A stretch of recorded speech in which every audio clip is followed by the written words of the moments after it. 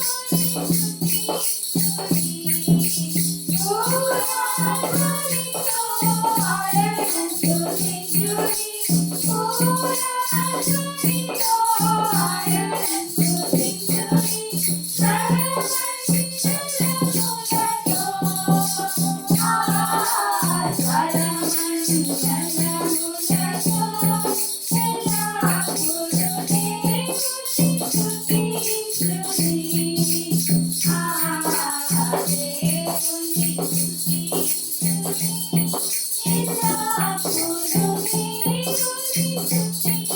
స్తుతించుడి.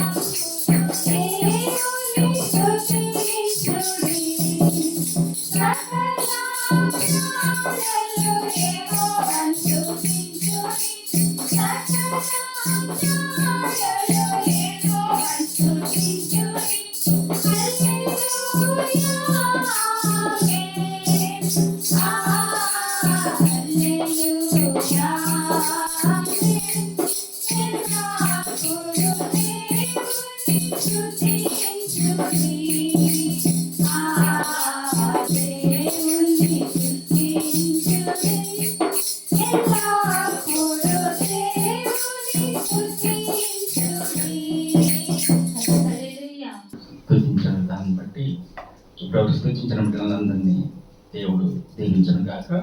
ఇప్పుడు ఉత్తర ప్రత్యుత్తరమైన పాఠ్య భాగం మనం చదువుకుందాం.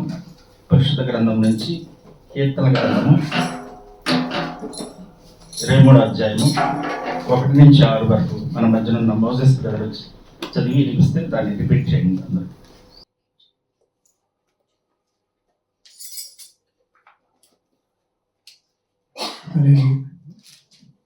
అందరూ లేచి నిలబడి దేవుడు గతించిన పునరుద్ధానం ఈ పునరుద్ధానం వరకు మనందరిని సజీవుల కింద కాచి కాపాడి ఈ రీతిగా ఆయన మందిరాలలో చేరి ఆయనకు స్తుతులు చెల్లిస్తూ పాటలు వాద్యం దేవుడు మహిమ పొందినారు. అదే రీతిగా కీర్తన భావం గెలుచుండగా దేవుడు మనతో వాక్య రీతిగా మాట్లాడినట్టుగా వాక్యాన్ని ఉత్తర ప్రత్యుత్తరంగా చదువుకొని హల్లెలూయా. యెహోవా నా కాపరి, నాకు లేమి కలుగదు. పచ్చిక గల చోట్లను ఆయన నన్ను పరుండ చేసి ఉన్నాడు. శాంతికరమైన జలముల యొద్ద నన్ను నడిపించుచున్నాడు. నా ప్రాణమునకు ఆయన సేద తీర్చున్నాడు. తన నామమును బట్టి నీతి మార్గంలో నన్ను నడిపించుచున్నాడు. గాఢాంధకారపు లోయల్లో నేను సంచరించినను ఏ అపాయమునకు భయపడను. నీవు నాకు తోడైందు. నీ దుడ్డు గరయు నీ దండమును నన్ను ఆదరించును. నా శత్రువులు ఎదుట నీవు నాకు భోజనం సిద్ధపరచుదువు. నోరుతో నా తల అంటి ఉన్నావు. నా గిన్నె నిండి పొర్లుచున్నది. నేను బ్రతుకు దినములన్నీ కృపాక్షేమములు నా వెంట వచ్చును. చిరకాలము యెహోవా మందిరములో నేను నివాసం చేసేదను. ఆమేన్. దేవుడి వాక్యం చక్కని పాట వినిపించిన మోసెస్ గారికి దేవుని పేట వందనాలు చెల్లిస్తాం. ఇప్పుడు చదివిన భాగం నుంచి వివరణగా నేను కొన్ని విషయాలు మీకు తెలియజేస్తాను. ఈ యొక్క 23వ కీర్తన మరి మన క్రిస్టియన్ బ్యాక్గ్రౌండ్లో ఉన్న ప్రతి ఒక్కరికి ఇది బాగా సుపరిచితం. ఎందుకంటే సండే స్కూల్కి వెళ్ళేవాళ్ళు ప్రతి వారు దీన్ని కండక్ట్ చేస్తారు. దీంట్లో ఉన్న 6 కూడా వాగ్దానాలు కొంతమంది చదువుతారు, కొంతమంది ఉంచుకుంటారు. మరి దీన్ని బట్టి ఈ యొక్క 23వ కీర్తన చాలా ప్రాముఖ్యమైనది. దీన్ని దావీదు మహారాజు రాశాడు. ఆయన మొత్తం కీర్తనలో 150లో 100 కీర్తనలు ఆయనే రాశాడు. మిగతా మోషే, అలాగే కోరహ కుమారులు, అలాగే మోసెస్ గారు రాశారు. ఇలా ఈ 23వ కీర్తనని అనేక విధాలుగా మరి చూస్తుంటే చాలామంది దీన్ని తీసుకుని అనేక గ్రంథాలుగా విభజించి రాశారన్నమాట. అంటే వ్యాఖ్యానాలు దాదాపు 600 బుక్స్ రాశారని నేను చదివిన దాంట్లో చూశాను అన్నమాట. మరి మన ఫస్ట్ ఒక నెంబర్ 1 చూడండి. యెహోవా నాకు కావాలి, నాకు లేదు. ఇక్కడ దావీదు గారు ఎవరు? ఆల్రెడీ ఆయన కాపరికి గొర్రెలు ఎక్కడ ఉండాలి, ఎలా ఉండాలి, ఏంటి అన్నీ తెలుసు. మరి అలాంటి ఆయనే ఆయన భయం చేత మరి తన యొక్క చేసిన పనుల చేత దేవుని దగ్గరకు వచ్చి అడుగుతున్నాడు. ఏంటి? యెహోవా నా కాపరి, నాకు ఏమీ కలగదు. అంటే నాకేమీ భయం కలగదు. నా వలన ఆయన వల్ల నేను ఎంతో సురక్షితంగా క్షేమంగా ఉంటాను అని దీంట్లో చెప్తున్నాడు అనమాట.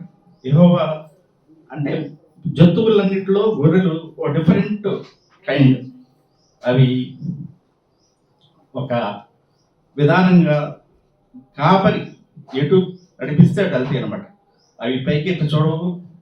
తన కాపరి ముందెళ్తే తన అవడం తప్ప వేరే రూట్గా అవి వెళ్ళవు అనమాట. అందుకనే ఈ గొర్రె అనేది చాలా డిఫరెంట్ కైండ్ ఆఫ్ యానిమల్ అనమాట. దాన్ని తీసుకోవడానికి దేవుడు కూడా ఎగ్జాంపుల్ తీసుకున్నారు అనమాట. ఆ విధంగా గొర్రెని తీసుకొని దాని యొక్క వివరణ తీసుకొని కొన్ని విషయాలు చెప్తునుకుంటూ ముందుకెళ్దాం. రెండవది, పచ్చిక గల చోట్లను ఎస్, ఆయన నన్ను పరుండ చేయుచున్నాడు, శాంతికరమైన జలం యొద్ద నన్ను నడిపిస్తున్నాడు. ఇక్కడ పచ్చికల చోట్ల అంటే సురక్షితమైన ప్లేసెస్, అంటే మనం ఉండే ప్లేస్. మనకి దేవుడు మంచి గూడు ఇచ్చాడు, షెల్టర్ ఇచ్చాడు, చక్కని వాతావరణం ఇచ్చాడు, చక్కని సమస్యలు లేకుండా ఉండటానికి అనేక విలువలు కలిగిన జీవితాన్ని కలిగి చేశాడు.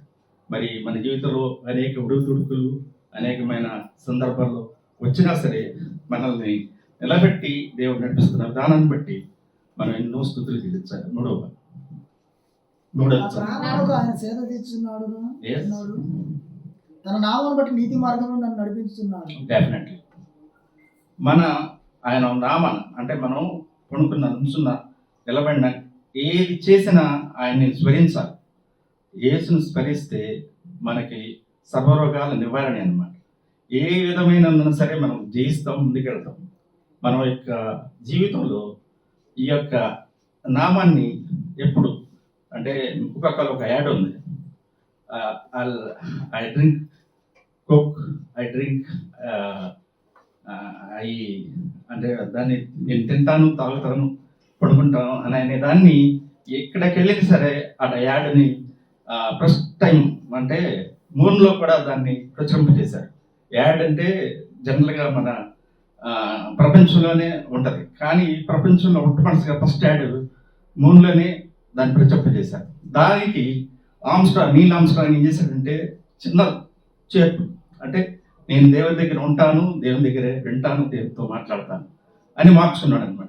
ఆ విధంగా తన జీవితంలో ఎన్నో రకమైన ఉడిదుడుకులు ఉన్నా మరి ఫస్ట్ మ్యాన్గా ఆయన నీల్ ఆమ్స్ట్రాంగ్ మూన్ మీద అడుగుపెట్టాడు. ఇది కేవలం ఆయన వల్ల కాదు, దేవుని వల్లే జరిగిందనమాట.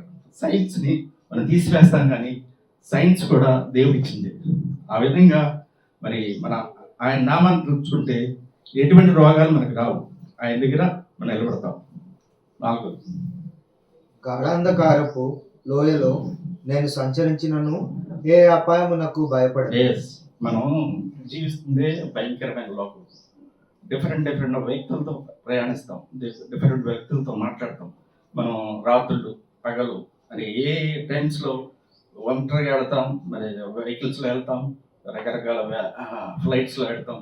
అన్ని ప్రయాణాల్లో కూడా ఆయన మనల్ని సురక్షితంగా క్షేమంగా ఇంటికి చేరుస్తున్నాడు. మన రాకపోకల్లో కూడా ఆయన మనల్ని ఎక్కడికి వెళ్ళినా తీసుకొచ్చి మనల్ని దించుతున్నాడు.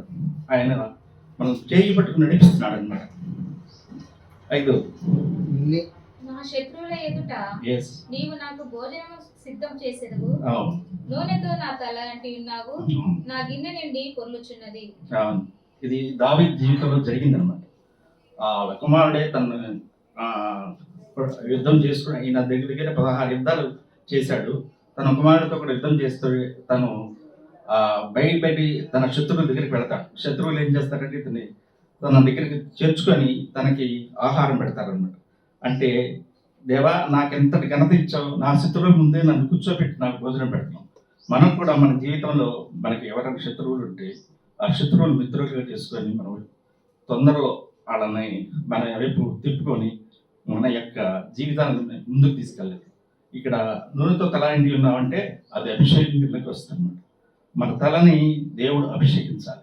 మన మనసులో ఏమైనా ఉంటే అవన్నీ మలినాలు పోగొట్టుకోవాలి. ఎటువంటి ఇబ్బందులు లేకుండా మనం ముందుకు సాగితే అవన్నీ జరుగుతాయి. అందువల్ల దేవుడిని అడ్డుపెట్టుకుని ఉంటే ఎన్ని జరుగుతాయి. 6, నేను బ్రతుకు దినములన్నీ కృపాక్షేమములే నా వెంట వచ్చును, చిరకాలము యెహోవా మందిరంలో నేను నివాసము చేసేదను. అవును, మనం బ్రతుకు దినాలు అంటే సపోజ్ నేనే ఉన్నాను దగ్గర 62 years నేను ఉన్నాను. 62 years ఇలా ఉన్నామంటే అది కేవలం దేవుని వలన, నా వలన కాదు. మరి నాకు మధ్యలో అనేకమైన బాధలు, చీకులు, చింతలు, మరి ఈ యొక్క కరోనా, ఇంకా అనేకమైన సమస్యలు వచ్చినాయి. అట్లన్నిటి నిలబెట్టి దేవుడు నన్ను నిలబెట్టి, అలాగే మీ జీవితాల్లో కూడా ఎటువంటి ఆపదలు వచ్చినా సరే దేవుడు ఇప్పుడు నివాసం చేయటం అంటే, ఇప్పుడు మనం ఈ యొక్క ఆలయంలో ఉన్నామంటే అది దేవుని యొక్క కృప. మనకి ఎన్నో పనులు ఉంటాయి, ఎన్నో విధమైన సమస్యలు ఉంటాయి. అట్లంచి జయించి ముందుకెళ్ళి మనం నిలబడి దేవుణ్ణి అడగాలి, దేవుని దగ్గర ఉండాలి. ఈ చిన్న ఇవి నా దేవుడు దీవించుగా. Thank you. ఇప్పుడు సాక్షాత్ సమయం.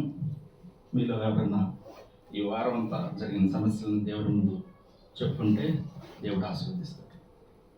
దేవుడి నామానికి మహిమ కలుగును గాక. మరి దేవుడు నాకు ఇచ్చిన ఈ అవకాశాన్ని బట్టి దేవునికి, దైవజనులకి, కూడి ఉన్న ప్రతి ఒక్కరికి కూడా నా హృదయపూర్వక వందనాలు తెలియజేస్తున్నాను. నేను చెప్పబోయే సాక్ష్యం ఏంటంటే, మరి మా బాబు బీటెక్ ఫస్ట్ ఇయర్ చదువుతున్నాడు. మరి మొన్న ఫస్ట్ సెమ్ రాయడం జరిగింది.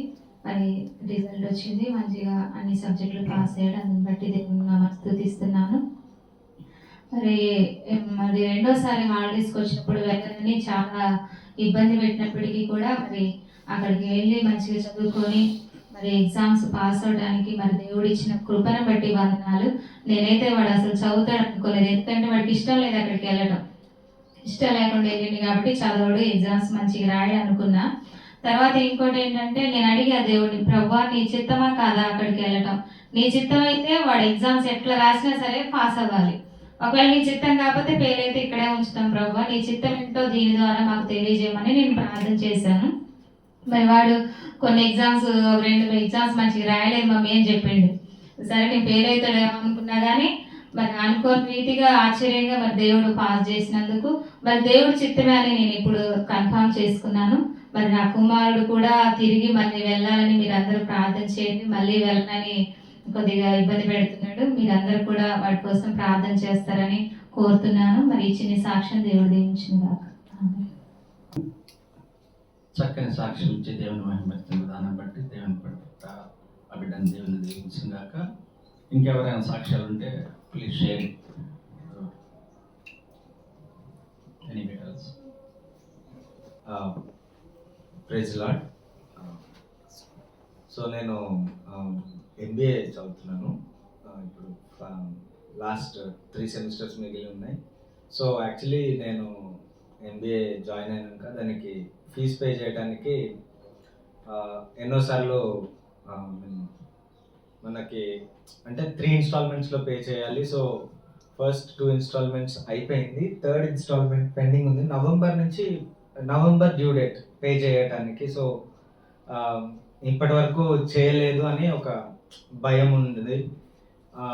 ఆల్ ఆఫ్ ఎ సడన్ ఒకరోజు ఇట్లా ఒక ఈమెయిల్ వచ్చింది కాలేజ్ నుంచి, ఈ రోజుతో రేపు మార్నింగ్ కల్లా మీరు ఫీజ్ కంప్లీట్గా పే చేయకపోతే మీ అడ్మిషన్ క్యాన్సిల్ చేస్తామని. ఏం చేయాలో అర్థం కాలేదు, చాలా టెన్షన్ పడ్డాను. చిన్న అమౌంట్ అంటే ఎట్లా ఒకట్లా అడ్జస్ట్ చేయొచ్చు, ఆల్మోస్ట్ 1 lakh కాబట్టి చాలా ఆలోచించాను ఎట్లా అని టెన్షన్ పడ్డాను. బట్ నేను స్ఫూర్తి కూర్చొని ప్రేయర్ చేశాము. అండ్ సర్ప్రైజింగ్లీ నెక్స్ట్ డే ఒక ఫ్రెండ్ని అమౌంట్ కావాలి అని అడిగాను, ఇమ్మీడియట్గా పంపించడం జరిగింది. అండ్ టైంకి పే చేయడం జరిగింది. So I thank the lord for all that he has given and I'm very happy about it.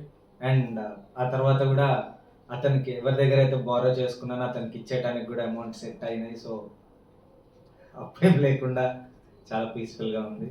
And I hope February 1st వీక్లో ఎగ్జామ్స్ ఉన్నాయి ఈ సెమిస్టర్వి. హోప్ మంచిగా క్లియర్ చేస్తానని. అండ్ నాట్ ఓన్లీ ఈ ఒక్కసారి అనే కాదు, ప్రతిసారి ఎప్పుడైతే కష్టం వస్తుంది, it may be financial, emotional or anything, ఏదైనా కావచ్చు, నాకు స్ఫూర్తికి మధ్య డిఫరెన్సెస్ రావచ్చు, లేకపోతే ఏదైనా ఫినాన్షియల్ ట్రబుల్ కావచ్చు, లేకపోతే ఫ్యామిలీలో డిస్టర్బెన్సెస్ కావచ్చు, ఏదైనా సరే నేను ప్రేయర్ చేయనప్పటికీ నాకు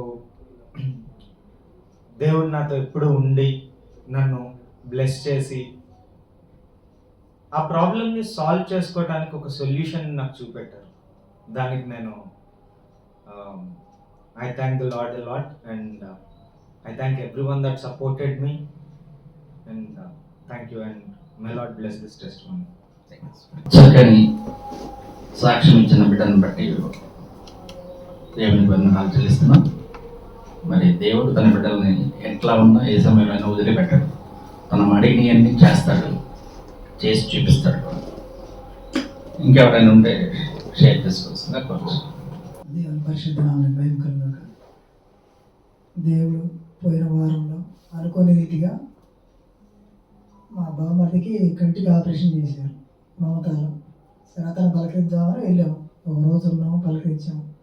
రెండో రోజు ఆయనకి అన్ని ఇప్పటివరకు ప్యాక్ చేసి ఒక వీక్ దాకా లేట్ అవుతుంది. సరే మనం కూడా కళ్ళు చూపించుకుందాం, ఖాళీగా ఉన్నాం, ఫ్రీయే కదా అని ఓపీ తీసుకొని పోయారు. శంకర్ దాదా ఎంబీబీఎస్ లాగా ఉన్నారు, వస్తున్నారు, చూస్తున్నారు, చెక్ చేస్తున్నారు, అన్నీ చేస్తున్నారు. ఓపీ రాసుకోగా అన్నీ వచ్చారు. అన్నీ వచ్చిన తర్వాత మనం ఏంటి దగ్గర చూపు దూరం చూపు కోసం కూడా చూసాం. నీకు కంటిలోంచి నీళ్లు రావడం ఆగిపోయినాయి అంటున్నారు. అంటే మనం ఏడ్చి అదేంటి జబ్బు అర్థం కాదు. దగ్గర నుంచి టెస్ట్ చేశారు, అన్నీ చూశారు, అన్నీ మంచిగా ఉన్నాయి. ఒకసారి రావట్లేదు అంటున్నారు, ఒకసారి మంచిగా ఉన్నాయి. ఒక వీక్ మెడిసిన్ వాడు డ్రాప్స్ ఇస్తాం, డ్రాప్స్ వేసుకొని కూర్చోబెట్టి. అసలు గవర్నమెంట్ హాస్పిటల్ అంటేనే నేను పూర్తిగా డిపెండ్ కాను. అక్కడ ఫస్ట్ సారి మమతా పోవడం 20 సంవత్సరాల తర్వాత. అలాంటి పరిస్థితుల్లో వాళ్ళు టెస్ట్లు అని చేస్తుంటే ఆశ్చర్యం చూస్తున్నా, ఏం జరుగుతుంది, ఏమవుతుందని అర్థం కాదు. అర్ధగంట సేపు అయ్యి అక్కడి నుంచి అటు ఇటు నుంచి ఇవన్నీ చెక్ చేయటం, డ్రాప్స్ వేయటం, మళ్ళీ 1 చూడు 2 చూడు, ఈ గీతలు చూడు, ఇవన్నీ చేసి లాస్ట్కి ఏం కాలేదు, నీకు డ్రాప్స్ వేసుకుంటారా, ఒక 1 వీక్ తర్వాత చూద్దాం చెప్పి. అప్పుడు మనం ఏ హాస్పిటల్కి పోయినా ఏదన్నా ఎప్పుడు పోయినా డౌట్ఫుల్గానే ఉంటుంది అన్నమాట ఏం జరిగినా. కానీ అక్కడ మనం కూర్చొని ప్రభువా నువ్వు రోగులకు పరమ వైద్యుడివి, ఇటువంటి స్థితిలో ఏమీ లేని స్థితిలో నేను గెలుపుకున్నానేమో, ఈ స్థితిలో నువ్వు నాకు తోడుగా ఉండాలని ప్రార్థన చేసుకున్నప్పుడు దేవుడు చక్కగా ఆరోగ్యాన్ని మంచిగా అన్ని సక్రమంగా ఉన్నాయని చెప్పడం జరిగింది. మళ్ళీ ఒక 1 వీక్లో రావాలి. ఎందుకంటే ఏది మనం ఊహించుకున్నా, మనం ఎప్పుడైతే ఏ విషయంలో భయపడుతుంటామో ఆ భయం మనం విన్నట్టుగా ఉంది. కానీ దేవుడు నిబ్బరం కలిగి ధైర్యం కలిగి, ఎందుకంటే మన యెహోవా నా కాపరి, నాకు లేమి కలుగును. ఈ వాక్యం అంతా ఎన్నిసార్లు చదివినా ఆయన గొర్రెల కాపరిగా ఉండి కూడా దేవుడు నా కాపరిగా ఉంటే నేను దేని పగలెంట దెబ్బైనా రాత్రి వెన్నెల దెబ్బైనా ఏ అపాయం వచ్చినా నేను భయపడినని దావీదు మహారాజు అనేక శ్రమల్లో ఉండి గొర్రెల కాపరిగా, రాజుగా, అధికారిగా, అన్ని విషయాల యెషయా కుమారుడు అభిషేకాన్ని పొందుకొని రాజుగా దేవుడు ఆశీర్వదించాడు. ఎక్కడో ఉన్న వ్యక్తిని ఎక్కడ ఉంచాడంటే యెహోవా నా కాపరి, యెహోవాను స్తుతించుడి, యెహోవాను ఘనపరచుడి అని ఆయన మీద ఆధారపడి కాబట్టి దేనికి భయపడాల్సిన కృప నీకు చాలని పేదరు గారితో అన్నప్పుడు, పౌలు గారితో అన్నప్పుడు దేవుడు ఆయన కృప మనకుంటే మనం భయపడాల్సిన అవసరం, ఏది ఉండాలో ఏది తీయాలో ఆయన తెలుసు కాబట్టి. కాకపోతే మనం ఆయన మీద ఆధారపడలేక పూర్తిగా 100% మనం డిపెండ్ కాలేము. ఒక 90% 80% దేవుడు ఉన్నాడు చేస్తా, లేకపోతే 1-2% మనకి అనుమానం వస్తూనే ఉంటుంది. ఆ 1% కూడా మనకు అనుమానం రాకుండా పూర్తిగా ప్రభువా నీ చిత్తం అన్నప్పుడు అన్నీ వెళ్ళిపోతాయి. కాబట్టి దేవుడు నా కంటి విషయాలు కానీ, ఆరోగ్య విషయాలు కానీ, నేను నిద్ర కూడా చాలా తక్కువగా, నైట్ డ్యూటీ కాబట్టి 4 గంటలే, 12 గంటలకు పడుకుంటే 4-4:30కే నేను చేసి స్థుతి కూటంలో ఉంటాం, జూమ్ మీటింగ్లో ఉంటాం అన్నమాట. 4:30 నుంచి 6 గంటల వరకు. అప్పుడు నిద్ర వస్తూనే ఉంటుంది. ఆ 4 గంటలు నిద్ర చాలదు. ఇంత టైంలో ఇట్లా ఒకవేళ కంటికి ఏమైనా ప్రాబ్లం అయిందని భయపడ్డాను, ఇట్లా నిద్ర లేదన్నాను. కాబట్టి అటువంటివి ఏం లేవని దేవుడు చక్కగా స్వస్థతనిచ్చి, విడుదలనిచ్చి, ఆరోగ్యాన్ని ఇచ్చి, దేవునికి మహిమ, దేవుని యొక్క సాక్ష్యాన్ని దీవించి ఆశీర్వదించాడు. ఆమేన్. చక్కని సాక్ష్యం ఇచ్చిన ప్రజలకు బట్టి వందనాలు. మరి తన బిడ్డలను దేవుడు సంరక్షిస్తాడు, కాపాడుతాడు, కరుణిస్తాడు, నిలబెడతాడు. మరి ఆయనకి అనేక సమస్యలు వచ్చినా సరే ఇప్పటి వరకు మరి ఆయన కంటి గురించి ఎన్నో సమస్యలు ఎదుర్కొన్నారు. కానీ దేవుడు పక్కనుంటే ఏ సమస్య ఈజీ టు సాల్వ్ అనమాట. అందుకని ఆ బిడ్డను బట్టి దేవుడు దీవించిన గాక. అలాగే ఇంకెవరైనా అంటే షేర్ చేసుకుంటాం. సాక్ష్యమిచ్చిదా మన స్వామి యేసు దేవుడంచు సాక్ష్యమిచ్చిదా, సాక్ష్యమనగ కలిగిన వినిన సంగతులను తెలుపుటై, సాక్ష్యమనగ కలిగిన వినిన సంగతులను తెలుపుటయే సాక్ష్యమిచ్చు కొరకు నన్ను స్వామి రక్షించినందు సాక్ష్యమిచ్చేగా. మన స్వామి యేసు దేవుడనుచు సాక్ష్యమిచ్చేగా. హల్లెలూయా. దేవునామానికి స్తోత్రం. గత పునరుత్థాన దినం నుండి ఈ పునరుత్థాన దినం వరకు కాచి కాపాడిన దేవాది దేవునికి మన యశోదా ఫెయిత్ చర్చ్ తరపున దేవుని కృతజ్ఞతాస్తులు చెల్లిస్తానండి. మరి last week before last week కూడా మేము ఎన్నో ప్రయాణం చేసినప్పుడు దేవుడు మమ్మల్ని కాచి కాపాడారు. మరి నేను ఏ సాక్ష్యం ఏమి తెలియజేయాలని పడ్డానంటే, మా పాప షైని ప్రిస్సలో కొంచెం హెల్త్ బాగాలేదు. మరి మీ అందరూ ప్రార్థనలు జ్ఞాపకం చేసుకోవాలని నేను రిక్వెస్ట్ ఇవ్వాలని చెప్పి నిలబడ్డాను. తనకి కొంచెం వీక్గా ఉందని బ్లడ్ టెస్ట్ చేయించాము. చేపిస్తే ప్లేట్లెట్స్ కౌంటు నేను చేయించిన 3 days బ్యాక్ 1.5 ఉన్నాయి. డాక్టర్ గారు 1.5 ఉన్నాయని చెప్పి మళ్ళీ నెక్స్ట్ డే చేశారు. నెక్స్ట్ డే చేస్తే 1.4 అంటే 1,40,000 ఉన్నాయి. అంటే ఒక 2 daysకే తనకి 10,000 ప్లేట్లెట్స్ కౌంట్ తగ్గిపోయింది. ఇక డాక్టర్ మళ్ళీ ఇంకొక టెస్ట్ రాశారు నిన్న. మళ్ళీ ఆ టెస్ట్ మొన్న చేయించాము, నిన్న వచ్చిన టెస్ట్. దానిలో నార్మల్గా వచ్చినప్పటికీ ప్లేట్లెట్స్ కౌంట్ పెరగాలి, ఒక వారంలో బిడ్డను మళ్ళీ తీసుకురండి అని చెప్పారు. ఇంకా మెడిసిన్ వాడుతున్నాము. తనకి D3 కూడా చాలా తక్కువ ఉందని చెప్పారు. తర్వాత బ్లడ్ పర్సెంటేజ్ కూడా తక్కువ ఉంది. చాలా వీక్గా ఉంది పాప. మీరు షైనీ ప్రిస్సల్ని మీ యొక్క ప్రార్థనలు ఎత్తిపెట్టవలసిందిగా కోరుతూ నేను ఈ సాక్ష్యాన్ని ముగిస్తున్నాను. Praise the lord. సాక్ష్యం ఇచ్చిన మేరీలను దేవుడు దీవించిన గాక. ఇప్పుడు ఆరాధన సమయం. మన మధ్యన ఉన్న నవత సిస్టర్ వచ్చి ఆరాధన నడిపిస్తారు. హల్లెలూయా. అందరం లేచి నిలబడి కొన్ని నిమిషాలు దేవునామాన్ని స్తుతించుకుందాం. హల్లెలూయా. స్తోత్రం స్తోత్రం స్తోత్రం స్తోత్రం స్తోత్రం దేవా. పరిశుద్ధుడా గొప్ప తండ్రి, నీకే స్తోత్రం, నీకే స్తుతి కలుగునుగాక తండ్రి, నీకే మహిమ కలుగునుగాక ప్రభువా. నీకు స్తోత్రములయ్యా. నీ వాక్కు చేత ఈ భూమిని, ఆకాశమును, సమస్త సృష్టిని, సమస్త జీవరాశులను కలుగజేసిన దేవా, నీకే స్తోత్రం స్తోత్రం స్తోత్రములు తండ్రి. నిన్న నేడు ఏకరీతిగా ఉన్న దేవా, మారని దేవా, మాట్లాడే దేవా, నీకే స్తోత్రం స్తోత్రములు నాన్న. అల్ఫా ఒమేగా నీకే స్తోత్రము, ఆది అంతమునైన దేవా నీకే స్తోత్రము. మొదటివాడా కడపటివాడా నీకే స్తోత్రము, ఉన్నవాడను అనువాడనైన దేవా నీకే స్తోత్రం స్తోత్రం స్తోత్రములు తండ్రి.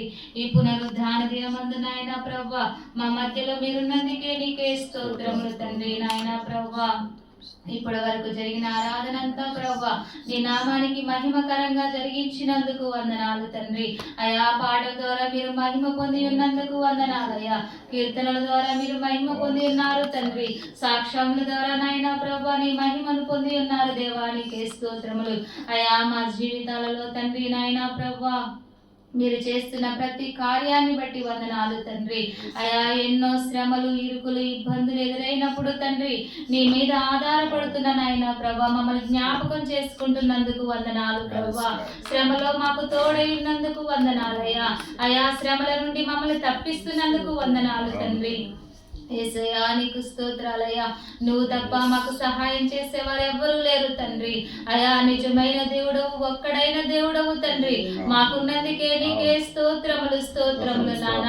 అయా నాయన ఈ పునరుద్ధాన దినమందు నాయన ప్రభువా మాతో మాట్లాడుతున్నందుకు నీకే స్తోత్రాలయ్యా. ఏ బిడ్డనైనా ఏ ఆలోచనలో ఉంది ప్రభువా, ఏ తలంపుల్లో ఉందో ప్రభా నీకు తెలుసు నాన్న. మనుషులైతే పై రూపాన్ని చూస్తారు, కానీ నీవు మాత్రమే హృదయాంతరంగం ఎరిగిన దేవుడవు తండ్రి. అయా మనుషులను పరిశీలించే దేవుడవు, పరిశోధించే దేవుడు అయ్యా. గొప్ప తండ్రి నీకే స్తోత్రాలు.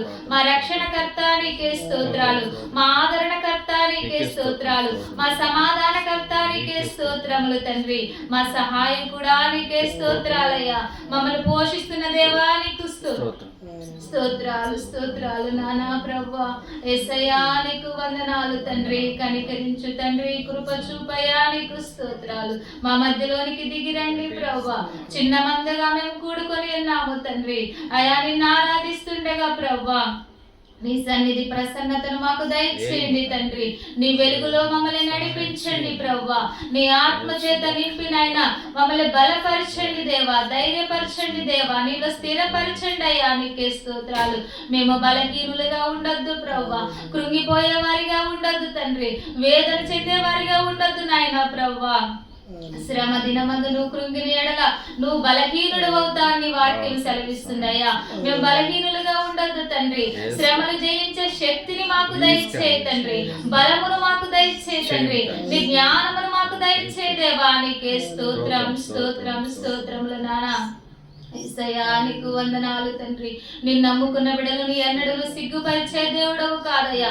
తలగా ఉంచుతాను గాని తోకగా ఉంచునన్న దేవా నీకే స్తోత్రాలు. మీరు పై వారిగా ఉంటారు గాని కింది వారిగా ఉండరన్న దేవా నీకే స్తోత్రాలు. అడిగిన వాటికంటే ఊహించిన వాటికంటే అత్యధికంగా ఇచ్చే దేవా నీకే స్తోత్రములు తండ్రి. యేసయ్యా నీకు వందనాలయ్యా. వృద్ధి కలగజేసే దేవా, ప్రతి అవసరమును తీర్చే దేవా నీకే స్తోత్రములు. ఆనాడు 5 రొట్టెలు 2 చిన్న చేపలను తండ్రి ఆశీర్వదించి 5,000 మందికి పంచినట్టుగా ప్రవ్వా మమ్మల్ని ఆశీర్వదించయ్యా. మమ్మల్ని నాయనా ప్రవ్వా నీ ఆత్మతో నింపమని వేడుకుంటున్నాను తండ్రి. మాకు తోడుగా ఉండు తండ్రి. నీకు స్తోత్రాలయ్యా. నీవు నా తోడు ఉన్నావయ్యా, నాకు భయమేల నా యేసయ్యా.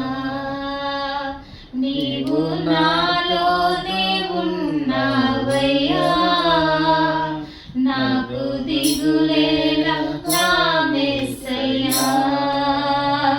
నీవు నా తోడు ఉన్నావయ్యా, నాకు భయమేల నా యేసయ్యా. నీవు నాలోనే ఉన్నావయ్యా, నాకు దిగులేల నా యేసయ్యా. నాకు భయమేల, నాకు దిగులేల, నాకు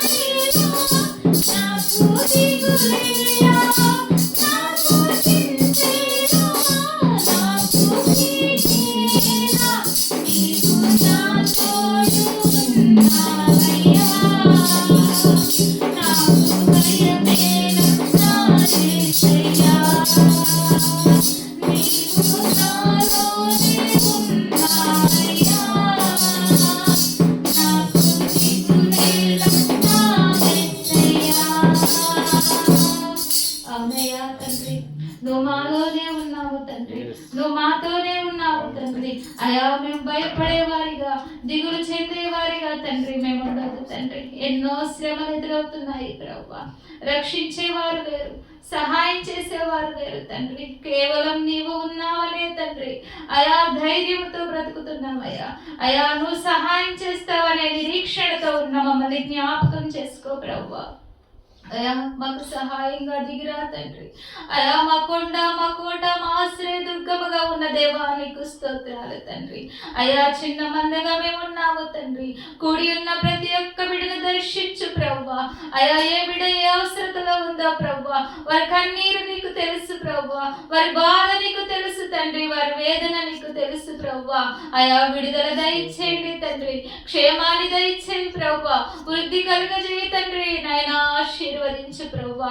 అయా నాయన ఎల్షదాయి సంఘముగా నాయన మేము కూడి ఉన్న ఈ స్థలాన్ని నాయన ప్రభువా పరిశుద్ధపరచండి దేవా, అభిషేకించండి ప్రభువా. అనేకులు తండ్రి ఈ సన్నిధానానికి చేరి ప్రార్థిస్తుండగా తండ్రి వారి జీవితాలలో గొప్ప కార్యాలు జరిగించండి ప్రభువా.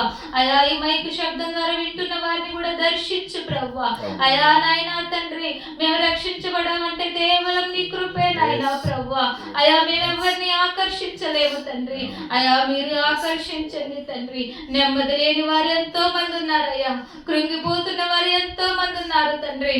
సమాధానం దొరకక, రక్షణ లేక, దిక్కుతోచని స్థితిలో నాయన మాలాంటి పరిస్థితిలో ఉన్న వారు ఎంతో మంది ఉన్నారు ప్రభువా. వారందరినీ కూడా నీ సన్నిధికి నడిపించండి ప్రభువా. నువ్వే రక్షించే దేవుడవని, సహాయం చేసే దేవుడవని వారికి తెలియజేయండి తండ్రి. అయా నాయన ప్రభువా కూడి ఉన్న మమ్మల్ని అందరినీ కూడా జ్ఞాపకం చేసుకొని ఒక్కొక్క కుటుంబాన్ని నాయన ప్రత్యేకంగా దీవించు ప్రభువా.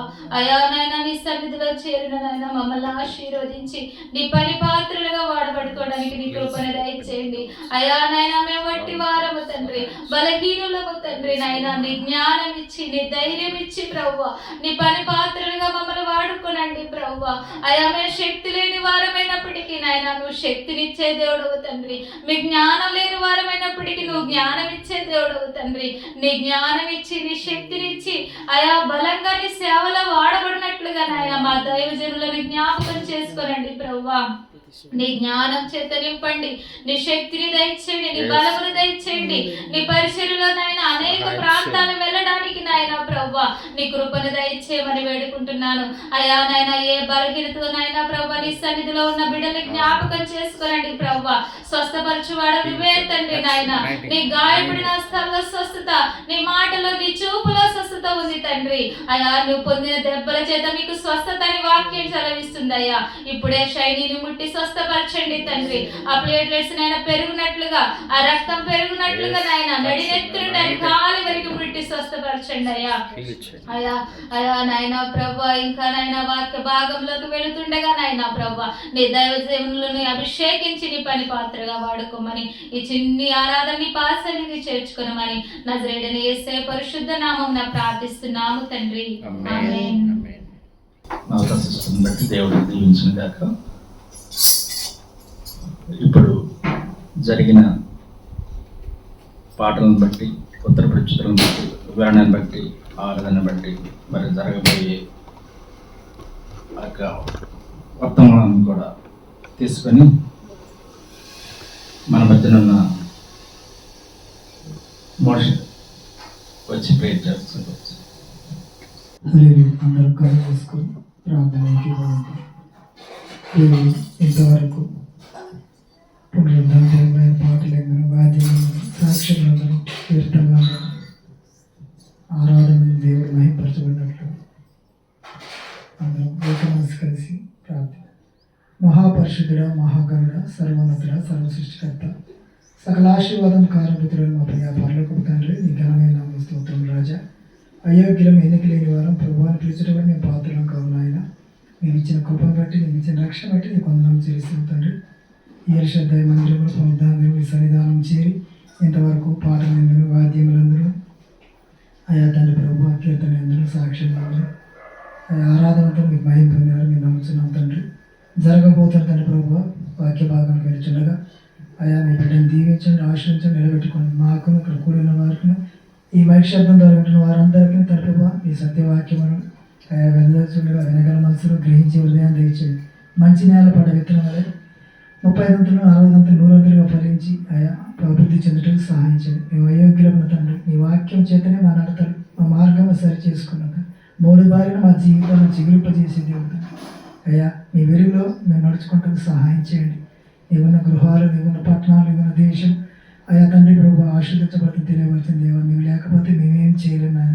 మా జీవితకాలం ఏ పాటిది, క్షణంలో మాయమైపోయి మా జీవితం ఆవిరి పట్టిది అతను. నీ కృప చేత, నీ కనికరమ చేత, నీ జాలి చేత, నీ దయ చేత మమ్మల్ని కలుకరిస్తున్న దేవా. నీకు వేలాది కోట్లాది కృతజ్ఞతలు. నువ్వు చేసిన ఉపకారాలకు, మేలులకు ఏమీ చెల్లును తెచ్చుకోలేము అతని. రక్షణ పాత్ర చేత పట్టుకొని నీ మందిరంలో, సీయోను మందిరంలో కృతజ్ఞతాస్తులు చెల్లించుకోవచ్చు. నీ మందిర ఆవరణలో ఉండి నీ స్థుతించడానికి సహాయం చేయండి అతని. నీ కృపలో భద్రపరచుకొని ఆది నుండి అంతవరకు నీ పరిశుద్ధ ఆత్మశక్తి చేత నడిపించగలరని నజరేయుడైన యేసుక్రీస్తు వారికి దివ్యమైన ప్రశస్తమైన నామంలో ఈ నా ప్రార్థన అడిగి వేడుకొంచున్నాం తండ్రి. ఆమేన్. ప్రార్థన పెడుతున్నాం. దేవుడు దీవించిందాక ఇప్పుడు ముఖ్యమైన భాగము వర్తమానాలకు వెళ్తున్నాం.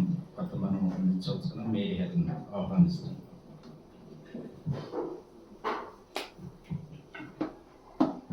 Praise the lord. దేవుని నామానికి స్తోత్రం అండి. ఈ పునరుద్ధానం దేవుడు మన కోసం ఈరోజు ఇచ్చిన దేవుని వర్తమానం జకరియా గ్రంథము, పరిశుద్ధ లేఖన గ్రంథం నుండి జకరియా గ్రంథము 1వ అధ్యాయం 18, 19 వచనాలు చదువుకున్నామండి. జకరియా గ్రంథం. యెహోవా ఉగ్రత దినమున తమ వెండి బంగారములో వారిని జకరియా గ్రంథం 1వ అధ్యాయం 18, 19 వచనాలు. అప్పుడు నేను తేరి చూడగా 4 కొమ్ములు కనబడెను. అవేమిటని నేను నాతో మాట్లాడుచున్న దూతనడగగా అతడు ఇవి యూదా వారిని, ఇశ్రాయేలు వారిని, యెరూషలేము నివాసులను చెదరగొట్టిన కొమ్ములను. చాలండి. ఈరోజు వర్తమానంగా దేవుడు మనకు అనుగ్రహించిన వాక్యం అండి ఇది. జకరియా గ్రంథము 1వ అధ్యాయం 18, 19 వచనాలు. ఇక్కడ జకర్యా గారి గురించి మనం ఒకసారి మననం చేసుకుందాం. జకర్యా అనగా అర్థం ఏంటంటే యెహోవాకు జ్ఞాపకంగా ఉన్నాను అని అర్థం. జకర్యా అంటే యెహోవాకు జ్ఞాపకంగా ఉన్నాను అని మీనింగ్ వస్తుందండి. బైబిల్లో మనకి 3 జకర్యాలు మనం చూడొచ్చు. 3 కూడా వివిధ రకాలుగా దేవుని సేవని రకరకాలుగా చేసిన జకర్యాలే. మొదటి జకర్యా వచ్చేసి రాజులాగా ఉన్నాడు. రాజు 2వ రాజుల గ్రంథం 14వ అధ్యాయం 29వ వచనంలో చూసుకుంటే అక్కడ మనకి జకర్యా గారు కనిపిస్తారు. అక్కడ 2వ రాజుల గ్రంథం 14వ అధ్యాయం 29వ వచనం అండి. 2వ రాజులు 14వ అధ్యాయం 29వ వచనం. యెరోబాము తన పితరుడైన ఇశ్రాయేలు రాజుతో కూడా నిద్రించిన తరువాత అతని కుమారుడైన జకర్యా అతనికి మారుగా రాజాయను. అంటే ఇక్కడ మొదటి జకర్యాను మనం రాజుగా ఇక్కడ చూడడానికి మనకు ఆధారం అండి బైబిల్ రిఫరెన్స్. తర్వాత 2వ జకర్యా లూకాసు వార్త 1వ అధ్యాయం 15వ వచనం. లూకాసు వార్త 1వ అధ్యాయం 15వ వచనంలో ఈ జకర్యా మనకు తెలుసండి. అతడు ప్రభు దృష్టికి గొప్పవాడై ద్రాక్షారసమైనను మద్యమైనను త్రాగక తన తల్లి గర్భమందు పుట్టినది మొదలుకొని పరిశుద్ధాత్మతో అభిషేకించబడినవాడై ఇశ్రాయేలీయులకు అనేకులను ప్రభువైన వారి దేవుని వైపునకు త్రిప్పెను. ఈయన చాలండి. ఈయన బాప్తిస్మిచ్చి యోహాన్గా మనం చూస్తున్నాం. ఈ బాప్తిస్మిచ్చి యోహాన్ యొక్క తండ్రి గారు ఈ జకర్యా గారు. ఈయన అలనాడు యాజక పరిచర్య చేశారండి. మళ్ళీ ప్రధాన యాజకుడు కూడా ఆయన ఉన్నారు. అంటే ఈ 2వ జకర్యా మనకి బాప్తిస్మిచ్చి యోహాన్ గారి తండ్రి. తర్వాత 3వ జకర్యా కూడా మన బైబిల్లో రాసిపెట్టిందండి. ఈయన ప్రవచన గ్రంథం రాశారనమాట. అదే ఇప్పుడు మనం చదువుకునేది. అంటే ఈ జకర్యా కాలం ఎప్పుడు చెప్పుకోవచ్చు అంటే క్రీస్తు పూర్వము 537 నుండి 518 వరకు సంవత్సరాలు చెప్పుకోవచ్చు. మనం కౌంట్ చేసేటప్పుడు బీసీ అంటే బిఫోర్ క్రైస్ట్, క్రీస్తు పూర్వం, అది ఎక్కువ నంబర్ నుంచి తక్కువ నంబర్కి వస్తుంది కౌంట్ చేసేటప్పుడు. 537 నుండి 518 సంవత్సర కాలంలో ఈ జకర్యా గారు ఉన్నారు. ఈయన ప్రవచన గ్రంథం రాశారండి జకర్యా గారు. అయితే ఇక్కడ ఈ జకర్యా గారికి అలనాడు 8 దర్శనాలు వచ్చింది. 8 దర్శనాల్లో 2వ దర్శనం ఈరోజు మనం ధ్యానించుకుంటున్నాం. ఈ 2వ దర్శనమే మనం చదువుకున్న జకర్యా గ్రంథం 1వ అధ్యాయం 18, 19 వచనాలు. ఇక్కడ 4 కొమ్ముల గురించి రాయబడింది. మనం ఇప్పుడే చదువుకున్నాం. 4 కొమ్ముల గురించి ఇక్కడ రాయబడింది. ఆ 4 కొమ్ములు ఎలాంటివి, అసలు ఇవేంటి అని కనుక ఆయన దూతని అడిగాడంటండి. ఆయనతో మాట్లాడే దూతని ఆయన దర్శనంలో 2వ దర్శనంలో అడిగినప్పుడు ఆ దూత ఏమి ఆన్సర్ ఇచ్చారు? ఇవి యూదా వారిని, ఇశ్రాయేలు వారిని, యెరూషలేము నివాసులను చెదరగొట్టిన కొమ్ములు అని చెప్పారంట. ఎలాంటి కొమ్ములండి ఇవి? యూదా వారిని, యెరూషలేము నివాసుల్ని, ఇశ్రాయేలుని, వాళ్ళందరినీ చెదరగొట్టగలిగిన అంత బలం కలిగిన కొమ్ములు అని చెప్పేసి దూత ఈ యొక్క జకర్యా గారికి వివరించడం జరిగింది. ఈ కొమ్ములు ఐక్యతని నాశనం చేస్తాయి. ఈ కొమ్ములు ఏక మనస్సుని నాశనం చేస్తాయి. ఈ కొమ్ములు ప్రేమ బంధాన్ని చెదరగొట్టే కొమ్ములుగా ఉన్నాయి. ఈ యొక్క ఇశ్రాయేలీలో కానీ యూదా జనాంగంలో కానీ ఈ యొక్క మరి యూదా ప్రజలకి, ఇశ్రాయేల్కి అందరికి కూడా ఇవి విరోధంగా ప్రవర్తించే కొమ్ములు అనమాట. దేవుని ప్రజలకి విరోధంగా ప్రవర్తిస్తూ ప్రజల యొక్క ఐక్యతని పాడు చేస్తూ, ప్రజల యొక్క మరి ఏక మనసుని పాడు చేస్తూ, ప్రేమ బంధాన్ని పాడు చేస్తూ వారిని నాశనం చేసేగా, వారిని చెదరగొట్టి, అంటే ఐక్యతగా లేకుండా చెదరగొట్టే కొమ్ములుగా ఉంటాయని చెప్పి జకర్యా గారికి దూత వివరించడం జరుగుతుందండి. ఇక్కడ 4 కొమ్ముల్లో మనం క్లుప్తంగా కనుక వీటిని ధ్యానం చేసుకున్నామండి ఈరోజు. మరి మొదటి కొమ్ము చూసుకుంటే, మొదటి కొమ్ము ఇక్కడ మనకి స్వార్థాన్ని సూచిస్తుంది. యెహోషువ గ్రంథం 7వ అధ్యాయం 21వ వచనం అండి. యెహోషువ గ్రంథం పేజ్ 182. యెహోషువ గ్రంథం 7వ అధ్యాయం 21వ వచనం అండి. దోపుడు సొమ్ములో ఒక మంచి షీనారు పై వస్త్రమును 200 తులముల వెండిని 50 తులముల ఎత్తుగల ఒక బంగారు కమ్మిని నేను చూచి వాటిని ఆశించి తీసుకుంటుని. అదిగో నా డేరా మధ్య అవి భూమిలో దాచబడి ఉన్నవి. ఆ వెండి దాని క్రింద ఉన్నదని ఉత్తరమిచ్చి తాను చేసినదంతయు ఒప్పుకొనిను. ఎవరండి ఇక్కడ ఒప్పుకున్నది? ఎవరెవరితో ఒప్పుకున్నారంటే ఇక్కడ ఆకాను పాపం చేశాడు. వాళ్ళ నాయకుడు యెహోషువ దగ్గర తన పాపాన్ని ఒప్పుకుంటున్నాడు. అయితే వాళ్ళ నాయకుడు యెహోషువ ఆ యొక్క పాపపు సొమ్మును మీరు ఎవరు ముట్టుకోకూడదు అని చెప్పినప్పుడు ఇతనికి స్వార్థం వచ్చింది. ఇతనికి వీటిని చూసినప్పుడు స్వార్థం వచ్చి ఈ షీనారు పై వస్త్రం, అంటే ఆ రోజుల్లో ఈ పై వస్త్రం అంటే ఒక మంచి చాలా దాని ముందుగానే డిజైన్ చేసిన ఒక షాల్ లాంటిది అనమాట. అయితే అదేంటంటే అది రాజులు ఘనతగా ఉపయోగిస్తారు. అది ఘనతగా వాడబడే వస్త్రం. ఆ వస్త్రాన్ని చూసి కూడా తను తీసుకోవాలని ఆశపడ్డాడు ఆకారం. తర్వాత 200 తులాల వెండి. ఈ రోజు 1 తులం వెండి కొనాలంటే కూడా మనం ఆలోచించుకుంటాం. అయితే 200 తులాల వెండి, తర్వాత 50 తులాల బంగారు కమ్మి. ఒక బంగారు కమ్మి కొన్నిసార్లు చేతులు కడియాలాగా కమ్మి వేసుకుంటాం. అది 50 తులాలు అంటండి. ఇది 50 తులాల బంగారు కమ్మి అక్కడ ఉండేసరికి ఈయన స్వార్థం, అయితే ఇది నా కుటుంబానికి పనికి వస్తుంది, నా కుటుంబంలో దేనికో దాన్ని ఉపయోగపడుతుంది, తీసుకోవద్దన్నాడు కానీ యజమాని. కానీ దానికి దొంగచాటుగా అయినా సరే తీసుకొచ్చుకుంటే ఆయనకు తెలుస్తుందా అని చెప్పి మా యొక్క నాయకుడు పంపారంటే వాళ్ళు ఇస్తారు కదా, అలా తెచ్చుకున్నాడు. తెచ్చుకున్నప్పుడు యెహోషువ గారికి అర్థమైపోయింది, ఎవరో ఏదో దోపిస్తాము ఉంది మన మధ్యలో, అదే మనకి దేవుని యొక్క కృపకి అడ్డు వస్తుందని చెప్పి గమనించి ఎవరో ఏదో చేశారు అనేసి యెహోషువ నాయకుడు చెప్పినప్పుడు ఈ ఆకాను తన పాపాన్ని ఇక్కడ ఒప్పుకోవడం జరిగింది. నీకు విరోధంగా, దేవునికి విరోధంగా నేను ఈ యొక్క పాపం చేశాను. ఈ యొక్క షీనారు వస్త్రాన్ని, 200 తులాల వెండిని, 50 తులాల బంగారు కమ్మిని నేను తీసుకున్నాను నా స్వార్థం కోసం, దయచేసి క్షమించమని చెప్పి యెహోషువతోటి తన పాపాన్ని ఒప్పుకోవడం అనేది జరిగిందండి. తర్వాత యోహాను సువార్త 7వ అధ్యాయం 18వ వచనం ఒకసారి చూసుకున్నాం. యోహాను సువార్త 7వ అధ్యాయం 18వ వచనం. తనంతట తానే బోధించువాడు స్వకీయ మహిమను వెతుకును కానీ తను పంపిన వాని మహిమను వెతుకువాడు సత్యవంతుడు, ఆయన యందు ఏ దుర్నీతియు లేదు. అంటే ఇక్కడ స్వార్థం, మనం ఇక్కడ ఫస్ట్ కొమ్ము స్వార్థం గురించి చెప్పుకుంటున్నాం. అయితే ఇక్కడ 7వ అధ్యాయం 18వ వచనంలో తమంతట తామే బోధించువాడు స్వకీయ మహిమను వెతుకును కానీ తను పంపిన వాని మహిమను వెతుకువాడు సత్యవంతుడు, ఆయన యందు ఏ దుర్నీతియు లేదు. అంటే మన యొక్క దేవుని యందు ఏ దుర్నీతి కూడా లేదు. మరి వెతకువాడు సత్యవంతుడు అంటే మనంతట మనం మరి మన యొక్క మహిమ కోసమో లేకపోతే మన యొక్క సొంత లాభం కోసమో మన యొక్క మరి పేరు ప్రఖ్యాతుల కోసమో మనం ఎవరికి బోధించకూడదు, కానీ దేవుని నామంలోనే దేవుని మహిమ కోసమే మనం ఏదైనా చేయాలి. దేవుని వాక్యాన్ని మనం బోధిస్తున్నామంటే మన సొంత మరి ఘనత కోసమో మరి మన సొంత జ్ఞానం ఉందనో అలా చేయకూడదు.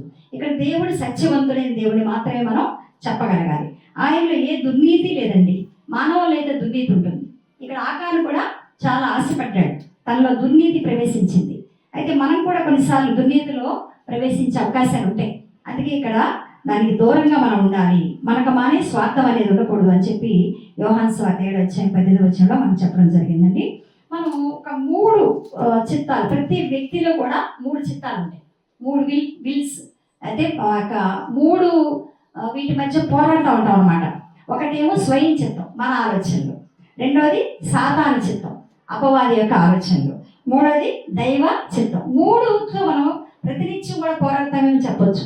కొన్ని నిర్ణయాలు తీసుకోవాలంటే కొన్నిసార్లు మనం సొంతగా తీసుకుంటుంటాం, కొన్నిసార్లు ఏమవుతాము సాతాను యొక్క చిత్తానికి లోబడిపోయే అవకాశాలు కూడా ఉంటాయి.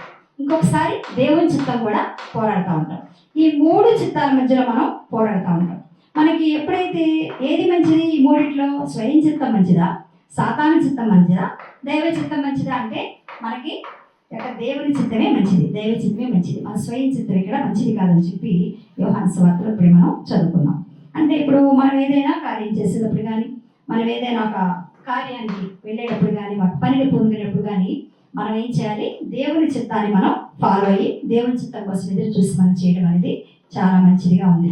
అదొక కొమ్ము అన్నమాట. అంటే ఒక స్వార్థం అనే కొమ్ముని సాతాను అపవాది మనలో ప్రవేశపెట్టి మనల్ని నశింప చేయడానికి లేదా మనం చెదరగొట్టడానికి, దేవుళ్ళు లేకుండా మనని ఆత్మీయంగా ఆరిపోవడానికి, ఐక్యత ఏక మనసు లేకుండా చెడిపోవడానికి ఈ యొక్క స్వార్థం అనే కొమ్ముని మనలో ప్రవేశపెట్టే అవకాశాలు అపవాది చేస్తున్నాడు కనుక మనం జాగ్రత్తగా ఉండవలసిందిగా, దాన్ని మనం తిప్పికొట్టవలసిందిగా, ఆ యొక్క స్వార్థ కొమ్మును మనం విడిచివేసిందిగా దేవుని వాక్యం మనకు బోధిస్తుందండి.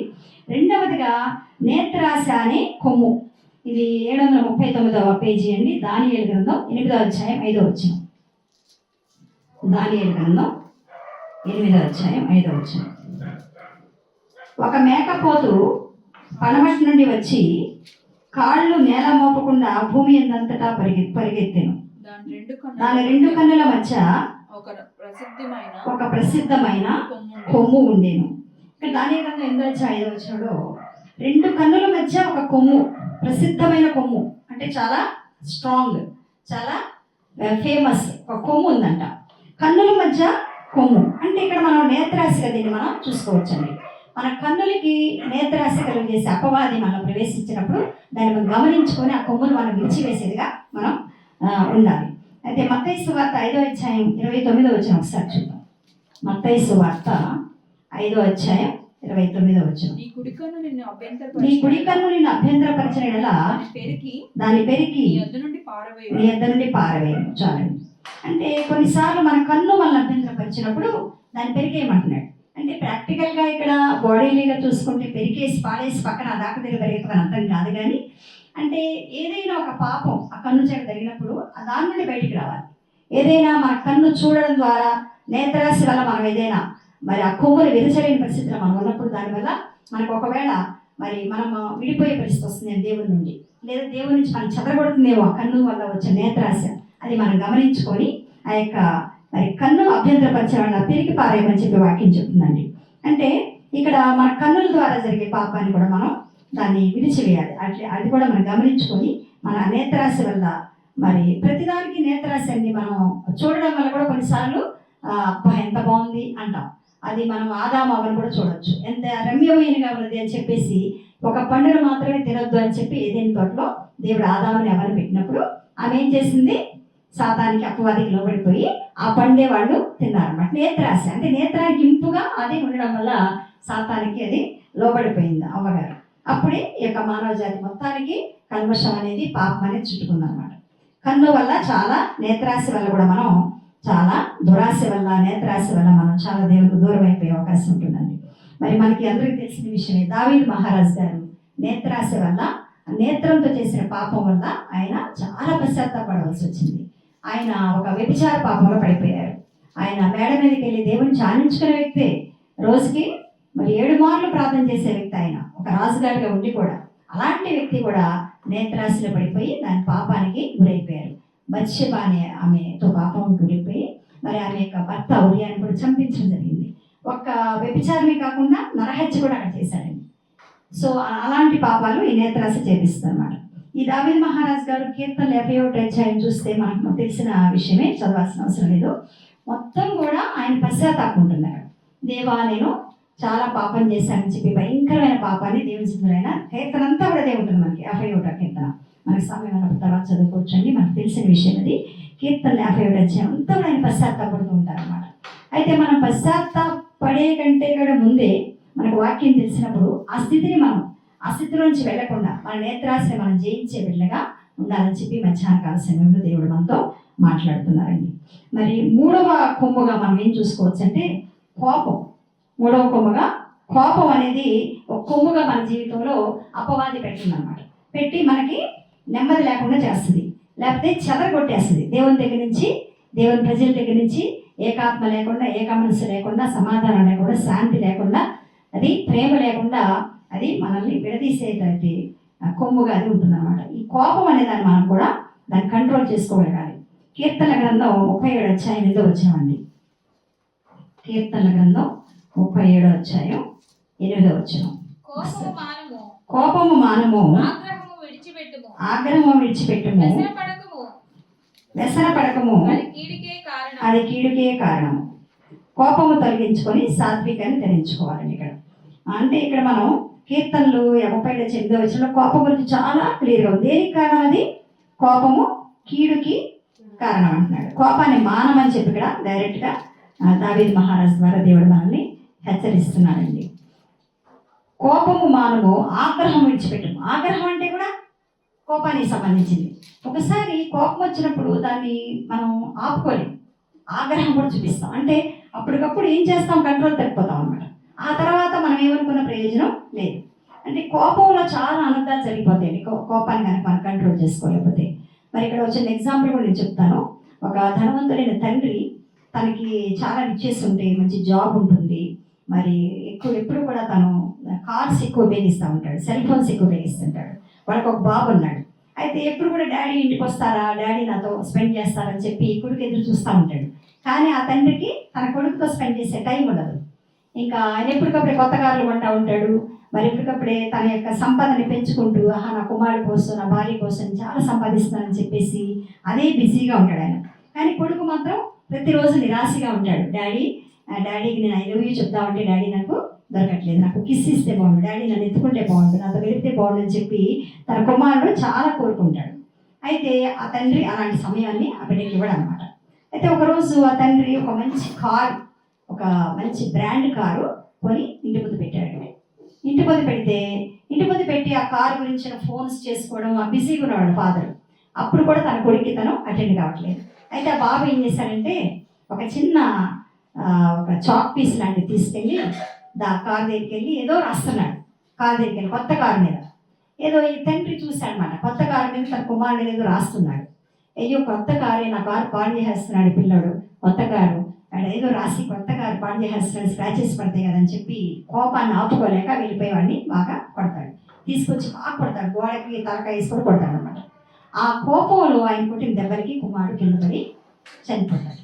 చనిపోయిన వ్యక్తిని లైక్ అన్కాన్షియస్ అయిపోయాడు కొడుకు అని చెప్పి హాస్పిటల్ తీసుకెళ్తే డాక్టర్స్ ఏం చెప్తారు, నీ కుమారుడు చనిపోయాడని చెప్తారు. అంటే తనకున్న కోపంలో తన యొక్క కుమారుడిని పోగొట్టుకున్నాడు, ఆగ్రహంలో. తర్వాత ఆ కారు దగ్గరికి చూస్తాడు. కారు ఎందుకురా, నువ్వు లేకుండా నేను ఎందుకురా ఇంత మంచి కారు కొనుక్కున్నాను, నీకోసమే కదా నేను సంపాదించిన, ఇలా చనిపోయావు ఏంటని ఏడుస్తూ కారు దగ్గరికి వెళ్తే ఆ కారు మీద ఆ పిల్లవాడు రాసింది ఏంటి, I love you daddy, I want your kiss me daddy, I love you daddy అని రాసింది. చాక్ పీస్తో ఆ కారు మొత్తం రాసింది. మరి చాక్ పీస్తో తర్వాత చేసుకుంటే పోతుంది కదండి, అంత కోపం ఎందుకు ఆయనకి? మరి దేంతో రాశాడు ఆ పిల్లవాడు, ఏమి రాశాడు అని కూడా తండ్రి చూడలేదు.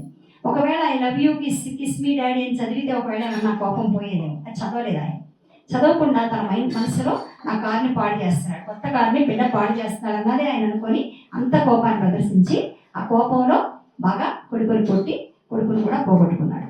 మనకు కూడా కొన్నిసార్లు మన కోపం వల్ల కూడా దేవుడిచ్చే ఆశీర్వాదాలు, మన తండ్రి దగ్గర నుంచి ఆశీర్వాదాలు కూడా మనం పోగొట్టుకునే అవకాశాలు ఉంటాయి. కాబట్టి మరి కోపం వల్ల మనం ఫ్రెండ్షిప్ కోల్పోతాం, కోపం వల్ల చాలా కోల్పోతామండి. మరి కోపం వచ్చిన కాసేపు అంతా మన హెల్త్ కూడా పాడైపోతూ ఉంటుంది, లోపల కూడా మెటబాలిజం అంతా దెబ్బతింటూ ఉంటుంది అన్నమాట. చాలా నష్టాలు ఉంటాయి కోపం వల్ల. అన్నాడు మోషే నా ఇల్లంతటా నమ్మకమైన అంటాడు దేవుడు. మరి గొప్ప జనాంగాన్ని ఆయన నడిపించాడు, ఇశ్రాయేల్ జనాంగాన్ని. అయినా కానీ మోషేకి కోపం వచ్చి ఆయన కోపాన్ని కంట్రోల్ చేసుకునే పరిస్థితి కూడా మనం ఇక్కడ చూస్తున్నాం. కోపాన్ని కంట్రోల్ చేసుకోలేక ఏం చేశాడు ఆయన, బండకి తన యొక్క కర్రను చూపించుకున్నాడు వాటర్ కోసం. ఇశ్రాయేలీలో వాటర్ లేవు మాకు తాగడానికి, మరి మమ్మల్ని తీసుకొచ్చింది ఎందుకైనా, ఆహారం లేకుండా సరైన వాటర్ లేకుండా మమ్మల్ని ఇబ్బంది పెడుతున్నాం అని చెప్పి ఆడు గొడుగుతూ ఉంటారు. అప్పుడు కర్రని ఆ యొక్క కొండకి చూపించని దేవుడు చెప్పినప్పుడు ఇతను ఏం చేస్తాడు, కొడతాడు. ఆ యొక్క జనాలు ఆయన్ని టెన్షన్ పెట్టే రీతిలో ఆయన దాన్ని కొడతాడు. అప్పుడు దేవుని ఆజ్ఞని అతిక్రమించాడు అనమాట. అలా కొట్టడం వల్ల ఏమవుతుంది, ఆయన కనాను దేశంలో ప్రవేశించకుండా అయిపోతుంది. అలాంటి గొప్ప ఆశీర్వాదాన్ని ఆయన కోల్పోతాడు.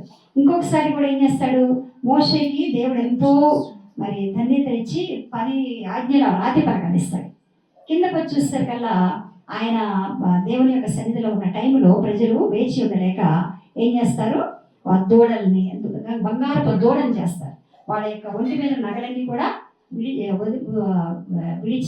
వలిచి అక్కడైనా ఆహారానికి ఇచ్చి, మాకు మోషే ఎంతవరకు దిగి రావట్లేదు, కొండెక్కాడు మరి చచ్చిపోయాడేమో, మాకు ఒక దేవత కావాలి కదా అని చెప్పి ఒక బంగారు దూడని ప్రతిష్ఠించుకొని పూజ చేస్తూ ఉంటారు. అది చూసినప్పుడు మోషే సహించలేక కోపంతో ఆ రాతి పక్కన కూడా పడగొట్టేస్తాడు.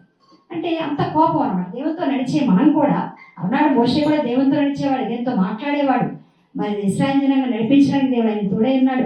అలాంటి మోషే కూడా అన్నాడు కోపానికి గురైపోయాడు. అందుకే మనం కూడా అపవాది మనల్ని టార్గెట్ చేసే మనం ఎంతండి. అందుకే మన వాక్యాన్ని మనసులో పెట్టుకొని మనం ఇప్పుడు కూడా కోపానికి మనం గురి కాకుండా ఉండవలసిందిగా దేవుడు మన మధ్యాహ్న కాల సమయంలో హెచ్చరిస్తున్నాడండి. ఎఫ్ఎస్సీలకు రాసిన పత్రిక 4వ అధ్యాయం 26వ వచనం చదువుతున్నాం. ఎఫ్ఎస్సీలకు రాసిన పత్రిక 4వ అధ్యాయం 26వ వచనం. 4వ అధ్యాయం. కోపపడుడి గాని పాపం చేయకుడి. సూర్యుడు సూర్యుడు అస్తమించు వరకు సూర్యుడు అస్తమించే వరకు మీ కోపం నిలిచి ఉండకూడదు. మీ కోపం నిలిచి ఉండకూడదు. సూర్యుడు అస్తమించే వరకు మీ కోపము నిలిచి ఉండకూడదు. అపవాదికి చోటు ఇవ్వకూడదు. అంటే ఇక్కడ మరి కోపపడుడు కానీ పాపం చేయకూడదు. కొన్నిసార్లు మనం పిల్లల మీద కోపడుతుంటాం. ఏదైనా డిసిప్లిన్ తప్పినప్పుడు కానీ చిన్న చిన్న విషయాలు వాళ్ళు చేయకూడదు మనం చేసినప్పుడు మనం కోపడుతుంటాం. అది పాపం అని దేవుడు చెప్పట్లేదు, కానీ కోపపడుడు కానీ పాపము చేయకూడదు. ఆ కోపం మన మధ్య నిలిచి ఉండకూడదు. అంటే ఈవినింగ్ సూర్యాస్తమయం లోపే మనం దాన్ని సరి చేసుకోవాలండి. ఎవరికైనా మన కోపం ఉన్నప్పుడు మనం సమాధాన పడాలన్నమాట. సూర్యాస్తమయం లోపే కోపాన్ని సరి చేసుకోవాలి. ఇక్కడ దేవుడు సరివడం జరుగుతుంది. మరి కోపపడుడు కానీ పాపం చేయకూడదు. నేను చాలా క్లియర్ ఇక్కడ చెప్తున్నాడు. కోపం తొలగించుకోవాలి, మనం సాత్వికతని మనం ధరించుకోవాలని చెప్పి ఇక్కడ రాయబడిందండి. మరి 4వ కొమ్ము ఏంటో చూద్దాం. 4వ కొమ్ము అహంకారం. అహంకారమే గర్వం అని కూడా మనం చెప్పుకోవచ్చు, అహంకారాన్ని. మరి ఇక్కడ దానియేలు గ్రంథం 7వ అధ్యాయం 8వ వచనం. దానియేలు గ్రంథం 7వ అధ్యాయం 8వ వచనం చూస్తున్నాం. నేను ఈ కొమ్ములను కనిపెట్టగా ఈ కొమ్ములను కనిపెట్టగా ఒక చిన్న కొమ్ము వాటి మధ్యన నిలిచెను. దానికి స్థలమిచ్చుటకై ఆ కొమ్ములలో మూడు పెరికి వేయబడినవి. ఈ కొమ్ములకు మానవుల కన్నుల వంటి కన్నులను గర్వముగా మాట్లాడు నోరును ఉండేను. చాలండి. ఈ కొమ్ముల కంట గర్వంగా మాట్లాడే నోరు ఉందంటండి. కొమ్ములకు నోరు ఉండటం ఏంటో చూడండి. అంటే గర్వంగా మాట్లాడడం. గర్వం అన్న ఇక్కడ అహంకారం అని ఒకటి. ఈ 4వ కొమ్ము అహంకారాన్ని సాదృశ్యంగా ఉందని చెప్పి అన్నాడు జకర్యా గారితో ఆ 2వ దర్శనంలో దూత అనేది వివరించడం జరిగిందండి. మరి ఈ యొక్క అహంకారపు కొమ్ము లేకపోతే గర్వపు కొమ్ము అంటే మనకు తెలిసి వాక్యం నాశనానికి ముందు గర్వం నడుస్తుందని చెప్పి మనం ఎప్పుడు కూడా అనుకుంటుంటాం. దేవుడు గర్వాన్ని అంచాడండి అంటారు ఏదైనా జరిగినప్పుడు. తర్వాత చిన్నపిల్లప్పుడు చదువుకునేటప్పుడు కూడా మనం చదువుకునేటప్పుడు ఆయన తిన్నగా అడిగిందంట. చిన్నపిల్ల ఏదైనా చిన్న విషయాలు గొడవ పడినప్పుడు మళ్ళీ రాకేదని ఆయన తిన్నగా అడిగింది. అంటే ఏంటి ఇక్కడ గర్వం అనేది మంచిది కాదు. గర్వం అనే కొమ్మును కూడా మనలో లేకుండా విడిచివేసుకోవాలి. అది కూడా గర్వం వల్ల ఏమవుతుందంటే మనం మంచి స్నేహితులు కోల్పోతాం. ఫ్యామిలీ మెంబర్స్ మధ్యలో కూడా రావచ్చు. మరి ఒక లొకాలిటీలో మనం జీవించినప్పుడు కూడా మన గర్విష్ఠుడండి అని చాలా గర్వం అండి అని మనం చాలా దూరంగా ఉండడానికి అందరూ ప్రయత్నిస్తారు. అంటే సహవాసాన్ని కూడా మనం కోల్పోయే అవకాశాలు ఉంటాయి. సామెత గ్రంథం 16వ అధ్యాయం 18వ వచనం చదువుకున్నాం. సామెత గ్రంథం 16వ అధ్యాయం 18వ వచనం. నాశనముకు ముందు గర్వం నడుచును, పడిపోవుటకు ముందు అహంకారమైన మనసు నడుచును. నాశనానికి ముందు గర్వం నడుస్తాడండి. పడిపోవడానికి ముందు అహంకారమైన మనస్సు. అంటే మనస్సులో ఏముందో ఒకసారి పైకి మనం కనిపెట్టలేము, కానీ మన మనస్సులో అహంకారం ఉంటే మనం పడిపోతాం అని ఇక్కడ రాసి పెట్టింది. అంటే మనకి నాశనాన్ని కోరి తెచ్చుకుంటాం గర్వం అనేది ఉంటే. అంటే అహంకారాన్ని కానీ గర్వాన్ని కానీ మన యొక్క క్రియల్లో కానీ మాటల్లో కానీ చేతల్లో కానీ దాన్ని మనం తొలగించుకోవాల్సిన వారం అంటున్నాం. అహంకారాన్ని కొమ్ము సాతాను మన మధ్యలోకి రాకుండా మనల్ని మరి చెదరగొట్టకుండా దేవుని నుంచి ఉండేట్టుగా మనం చూసుకోవాలండి. మరి యెషయా గ్రంథం 14వ అధ్యాయం 12 నుంచి 15 వచనం వరకు చదువుకుందాం. యెషయా గ్రంథం తేజో నక్షత్రమా వేకో చుక్క నీవెట్లు ఆకాశం నుండి పడితివి జనములను పడగొట్టిన నీకు నేల మట్టు వరకు ఎట్లు నరకబడితివి నేను ఆకాశమునకి ఎక్కిపోయేదను దేవుని నక్షత్రములకు పైగా సింహాసనము హెచ్చింతును ఉత్తర దిక్కునున్న సభాపర్వతం మీద కూర్చుందును మేఘమండలం మీదకి ఎక్కుదును మహోన్నతులతో నన్ను సమానునిగా చేసుకుందును అని నీ మనసులో అనుకుంటివి కదా. నీవు పాతాళమునకు నరకంలో ఒక మూలకు త్రోయబడితివి నిన్ను చూచువారు నిన్ను నిదానించి చూచుచు ఇట్లు తలపోయిదురు భూమిని కంపింపజేసి రాజులను వణికించిన వాడు ఇతడైనా లోకమును అడవిగా చేసి లోకమును అడవిగా చేసి దాని పట్టణమును పాడు చేసిన దాని పట్టణంలో పాడు చేసిన వాడు ఇతడేనా ఇతడైనా తాను చెరపట్టిన వారిని తమ నివాస స్థలమునకు పోనీయని వాడి తన నివాస స్థలములకు పోనీయని వాడు ఇతడేనా చాలు చాలు. అంటే ఇక్కడ తేజో నక్షత్రమా వేకోచుక్క అంటున్నాడు. అంటే ఇది ఒక దూత. ఈ దూత ఎంతో ఆధిక్యత ఇచ్చి దేవుడు సృష్టించిన దూత. ఇది ఒకప్పుడు దేవుని దగ్గర పరిశుద్ధుడైన దేవుణ్ణి మరి స్తుతించిన దూత. అయితే ఒకసారి అనుకుందంట, నేను దేవునితో సమానంగా ఉన్నాను అని తనలో తాను అనుకుందంట. పై కూడా అనలేదు, నాకేం తక్కువ, నేను దేవునితో సమానంగా ఉన్నాను కదా, నేను దేవుని స్తుతించడం ఏంటి, నన్నే అందరూ స్తుతించాలి అనే మనసుతో ఆయన దూతకు వచ్చింది. ఎప్పుడైతే మనసులో పై కూడా అనలేదు, మనస్సులో ఆ దూత అనుకుందో ఎవరికి తెలిసిపోయిందండి? సృష్టికర్త దేవాదేవునికి తెలిసిపోయి దాన్ని శపించి దాని గురించి పడద్రోస్తే అదే ఇప్పుడు లూసిఫర్, అది శాటన్ ఇప్పుడు మళ్ళీ అపవాదిగా మారింది. అందుకని ఏం చేస్తుంటే దేవుని పార్టీ నుంచి పార్టీ మారిపోయింది. అది దేవుల్లో ఉన్న వాళ్ళని తన పార్టీలోకి ఎలా చేర్చుకోవాలని చెప్పి ప్రయాసపడుతూ ఉంటుంది అన్నమాట. ఇప్పుడు ఈ 4 కొమ్ముల్ని మనకి ప్రయోగం చేస్తూ ఉంటారు అన్నమాట. ఏమేంటి ఆ 4 కొమ్ములు? స్వార్థము, నేత్రాశ, కోపము, అహంకారం అనే కొమ్ముల్ని మన మధ్యలో తీసుకొచ్చి మనల్ని దేవునికి దూరంగా చేయాలని కూడా చూస్తూ ఉంటుంది అనమాట. మరి ఇక్కడ దానియేలు గ్రంథం 5వ అధ్యాయం 32వ వచనం ఒకసారి చూద్దామండి. ఇది మనకు తెలిసిన విషయమే. మరి దానియేలు గ్రంథం 5వ అధ్యాయం 32వ వచనంలో ఏముంటుందంటే నెబుకద్నెజరు గురించి ఉంటుంది. అయితే నెబుకద్నెజరు పతనం అయిపోయాడు. ఒక మహారాజుగా ఉన్న నెబుకద్నెజరు గడ్డి వేసేవాడిగా అతను మారిపోయాడు. ఎందుకు అంటే అతనికి వచ్చిన గర్వం వల్ల, తనకున్న అహంకారం వల్ల మంచిగా పరిపాలించే రాజు సైతము ఆయన ఒక గడ్డిని వేసే ఒక పశువులాగా పతనం అయిపోతాడు అనమాట. తర్వాత ఫిలిప్పీలకు రాసిన పత్రిక లాస్ట్ అండ్ ఫైనల్ వర్స్ అండి ఇది. ఫిలిప్పీలకు రాసిన పత్రిక 2వ అధ్యాయం 6వ వచనం నుంచి 8వ వచనం వరకు చదువుకుందాం. ఆయన దేవుని స్వరూపము కలిగిన వాడే ఉండి దేవునితో సమానముగా ఉండుట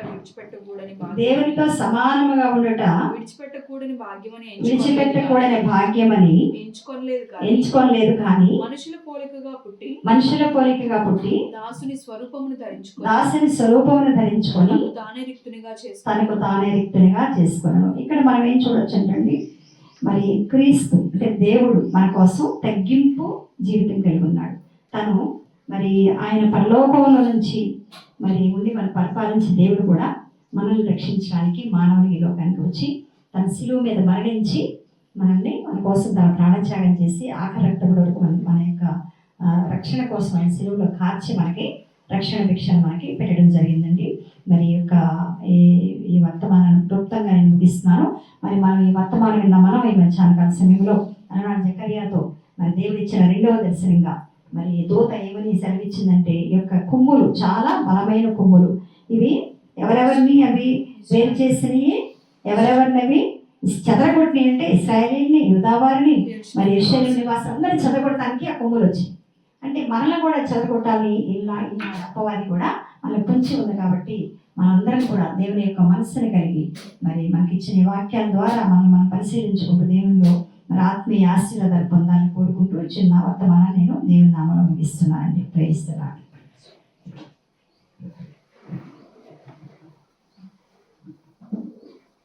చక్కని వర్తమానం ఇచ్చి మరి మనలో ఉన్న ఈ 4 కొమ్ములను మనం గ్రహించి ఆ కొమ్ములను తీసివేసి దేవునిలో ఎలా నిలబడాలో చూపిన విధానాన్ని బట్టి ఈ యొక్క ప్రసంగాన్ని దేవుడు దీవించిన గాక, వినిపించిన వేదికలను కూడా దేవుడు దీవించిన గాక.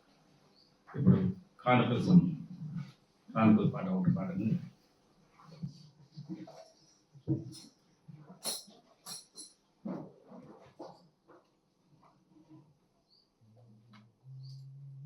నీ ధనము నీ ఘనము ప్రభు యేసుదే, నీ దశమా భాగము నీయ వెనుదీతువా ధరలోన ధనధాన్యములనీయగా కరుణించి కాపాడి రక్షింపగా పరలోకనాథుండు నీకీయగా మరి యేసు కొరకీయగా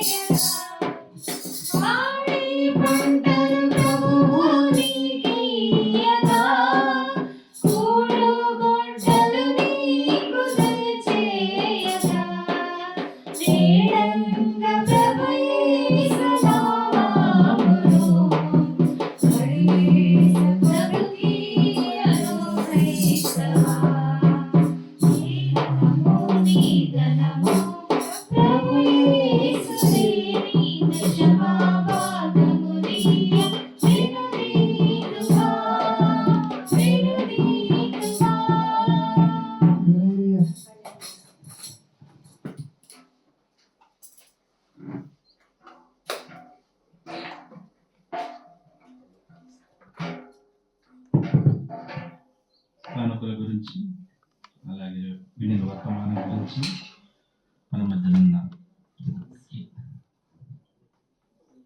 స్ఫూర్తి వచ్చి టైప్ చేస్తాం.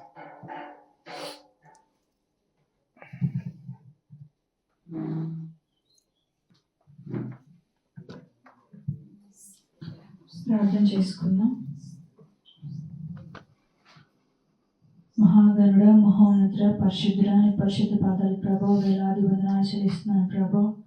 నీ అపారమైన ప్రేమ బట్టి, కృపను బట్టి ప్రభా, ఇంతవరకు ప్రభా నన్ను మమ్మల్ని ప్రభా సజీవ సంఖ్యలో ఉంచినందుకు మీకు వందనాలు చెల్లిస్తున్నాను ప్రభా. ఏసే ప్రభా, మాకు ఇచ్చిన సంఘాన్ని బట్టి మీకు వందనాలు, మాకు ఇచ్చిన సేవకులు బట్టి మీకు వందనాలు చెల్లిస్తున్నాను ప్రభా. మాకు ఇచ్చిన అన్నవస్త్రాలు బట్టి మీకు వందనాలు ప్రభా. వస్తు వాహనాలను బట్టి మీకు వందనాలు, మాకు ఇచ్చిన గృహాలను బట్టి మీకు వందనాలు చెల్లిస్తున్నాను ప్రభా. మాకు ఇచ్చిన కుటుంబాలను బట్టి మీకు వందనాలు చెల్లిస్తున్నాను ప్రభా. మాకు ఇచ్చిన వాగ్దానాన్ని బట్టి మీకు వందనాలు చెల్లిస్తున్నాను ప్రభా. మాకు ఇచ్చిన అమూల్యమైన రక్షణ బట్టి మీకు వందనాలు చెల్లిస్తున్నాను ప్రభా. మీకే కృతజ్ఞతాస్తుతులు చెల్లిస్తున్నాను ప్రభా. ఏసయ్యా పరిశుద్ధ జ్ఞాపకం చేసుకోండి ప్రభా.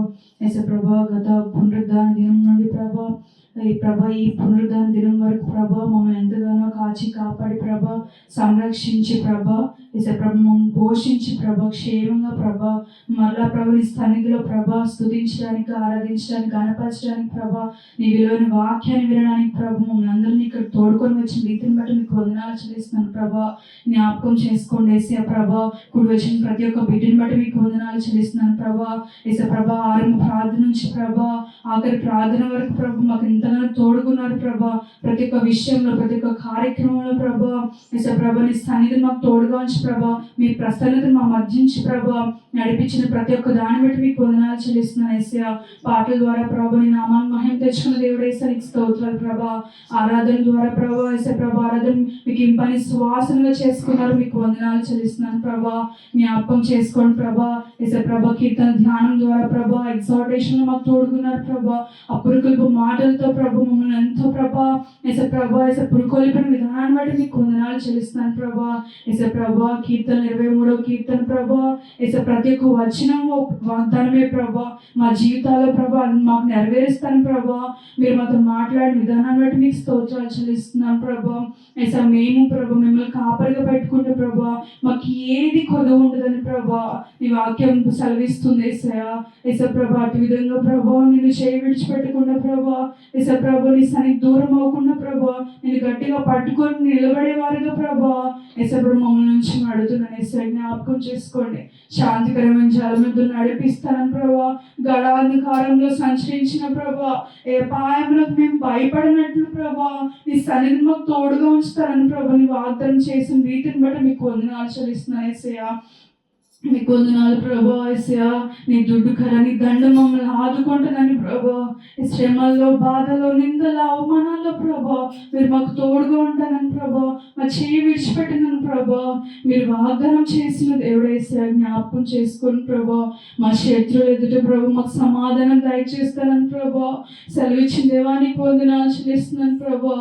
పరిశుద్ధురా మీకు వందనాలు ప్రభా ఏసయ్య. మేము బ్రతుకు దినంలో నీ కృపాక్షేమములై మా వెంట వస్తాయని ప్రభా నీ వాగ్దానం చేశావు ప్రభా ఏసయ్య ప్రభా. చిరకాలం ప్రభా నీ సన్నిధిలో మేము నివాసం చేయనట్లుగా ప్రభా మాకు సహాయం దయచేసి పెట్టండి ప్రభా. నీ సన్నిధి విడిచిపెట్టని వారుగా ఉండడానికి సహాయం దయచేయండి ఏసయ్య.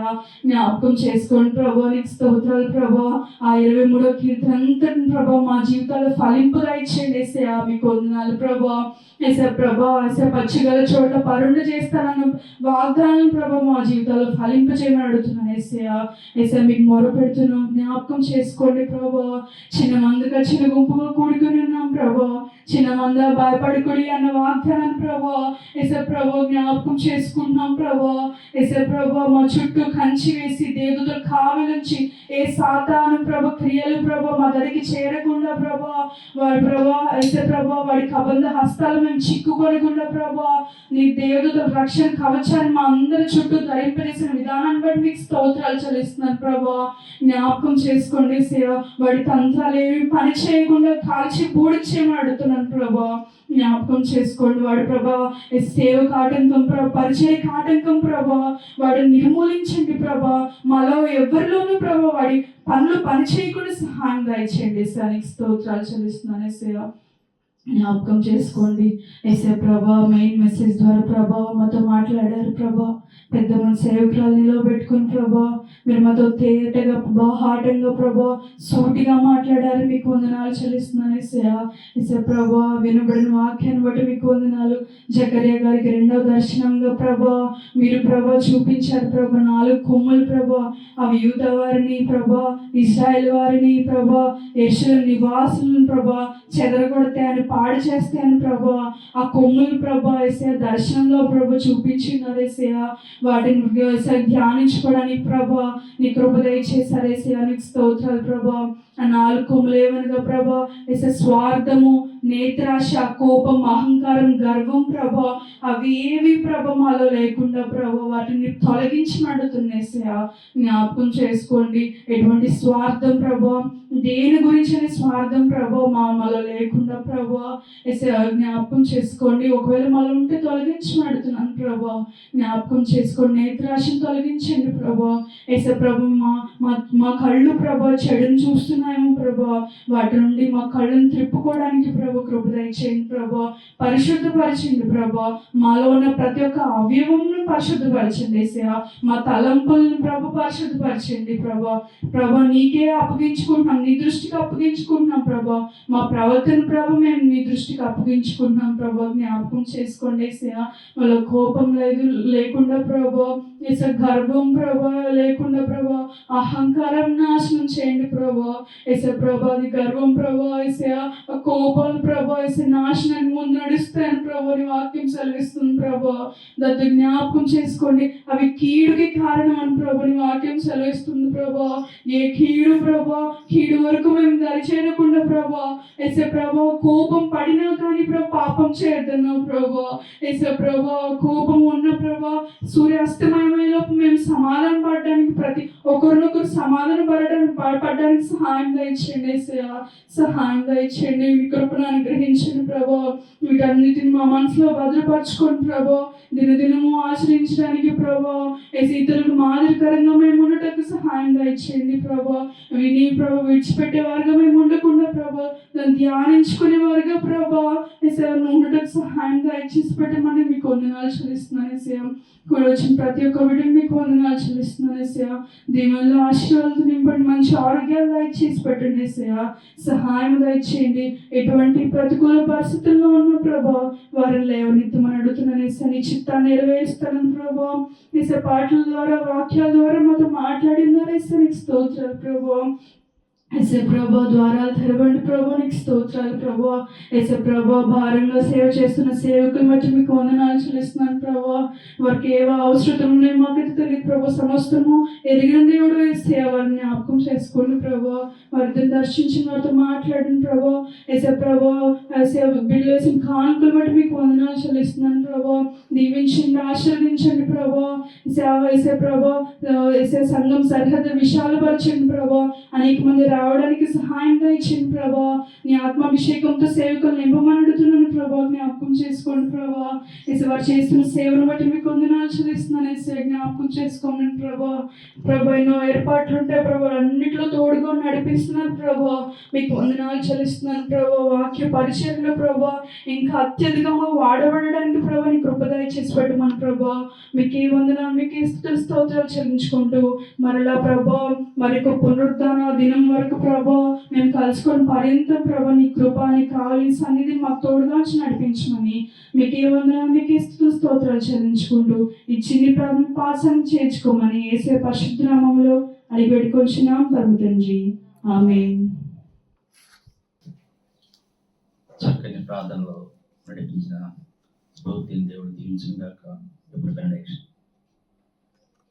మన ప్రభువు అయిన యేసుక్రీస్తు యొక్క కృపయు, తండ్రి అయిన ప్రేమ మరియు పరిశుద్ధాత్మక నిండు సాహసం మనందరికీ ఇక్కడ కూడిన ప్రతి ఒక్కరికి తోడైండును గాక. Amen. Amen. Amen. Praise lord everybody.